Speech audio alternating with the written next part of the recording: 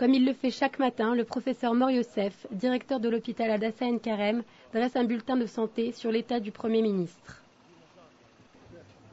Bonjour.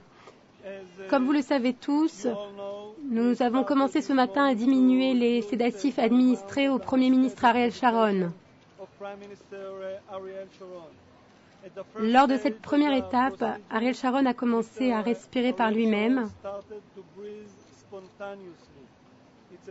C'est le signe qu'il a une activité dans une partie de son cerveau. Nous avons estimé que cela était suffisamment important pour vous informer de cette évolution. Bien sûr, le processus se poursuit. Il ne se résume pas à une seule procédure. Il va donc être conduit dans les prochaines heures et au-delà. Je vous tiendrai donc au courant dans l'après-midi des progrès observés.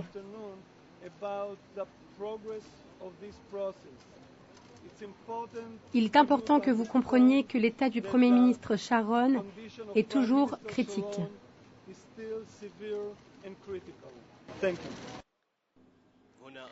Ici Firas Ramad, en direct pour InfoLive TV.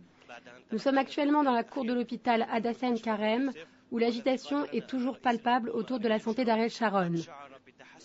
Ici, les médias du monde entier sont présents dans la cour de l'hôpital Hadassa Ein Karem à Jérusalem, après qu'ils aient entendu ce matin le directeur de l'hôpital, le professeur Mor Youssef, nous informant d'une légère amélioration de l'état de santé du Premier ministre. Les médecins d'Ariel Sharon sont plutôt optimistes.